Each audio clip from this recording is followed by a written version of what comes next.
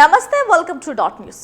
ఒక సంఘటన కోట్లాది మందిని ఆశ్చర్యానికి, ఆందోళనకు, భయానికి గురి చేసినప్పుడు, ప్రజాస్వామ్యం ప్రహసనంగా మారి ప్రమాదంలో పడిన సంకేతాలు కనిపించినప్పుడు జర్నలిస్టులు స్పందించి తీరాలి.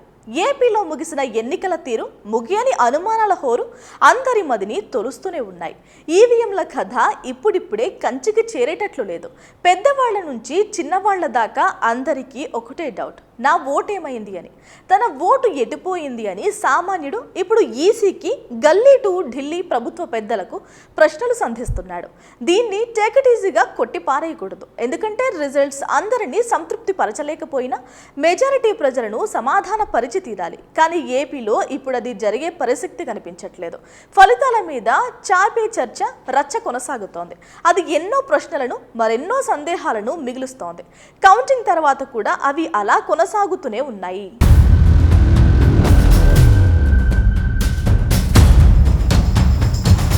AP voter one way traffic లో వెళ్లిపోయాడా, లేక ఈవీఎంలను ట్యాంపర్ చేసో, మేనేజ్ చేసో, వాటిని మార్చేసి ప్రజలను ఏమార్చేసే ప్రయత్నాలు జరిగాయా?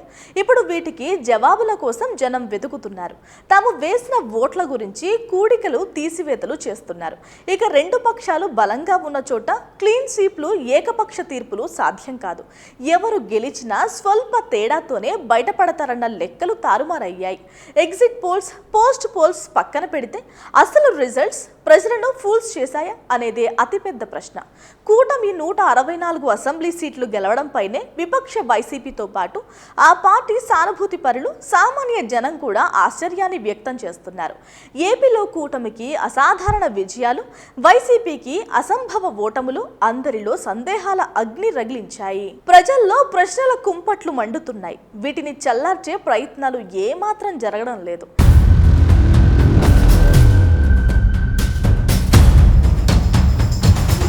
ఎప్పుడూ కూడా సంకేతాలనే మనం విశ్లేషిస్తాం. పూర్తి సమాధానం దొరికాక విశ్లేషణలతో పని లేదు. ఏపీలో ఎన్నికలు సజావుగా జరగలేదనే విషయం ప్రపంచం మొత్తం చూస్తుంది. ఇక ఈ ఫలితాలు చూశాక ఈవీఎంలలో గోల్మాల్ జరిగింది అనే అభిప్రాయాన్నే మెజారిటీ ప్రజలు వ్యక్తం చేస్తున్నారు. మొత్తానికి ఏదో పెద్ద కుట్ర జరిగింది అనే అనుమానం పెనుభూతంగా మారి కాలంతో పాటు ప్రయాణిస్తూనే ఉంటుంది. ప్రజలను కలవరపరుస్తూనే ఉంటుంది. ప్రజాస్వామ్యంపై నమ్మకం సన్నగిల్లేటట్లు చేస్తుంది. అయితే మనకున్న సందేహాలు, అనుమానాలను బలంగా ప్రజా కోర్టులో పెట్టడం ద్వారా భవిష్యత్తులో మరోసారి ఇలాంటి అనర్థాలు జరగకుండా కుట్రల ప్రయత్నాలకు స్పీడ్ బ్రేకర్లు వేయొచ్చు. దానికి ప్రజా కోర్టు ఒక్కటే మిగిలి ఉన్న ఆప్షన్.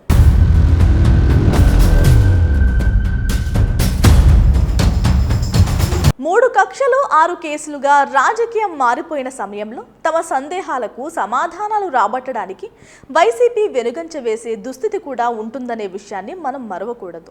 ఎలాంటి ఆధారాలు, సాక్ష్యాలు లేకుండానే 16 నెలలు జైల్లో పెట్టగలిగిన వాళ్ళు ఇంకా ఏదైనా చేయగలరు అని కూడా గుర్తుంచుకోవాల్సిందే.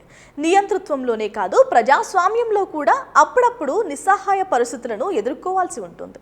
ఆ చేదు నిజమే ఇప్పుడు మన కళ్ళ ముందు కనబడుతోంది.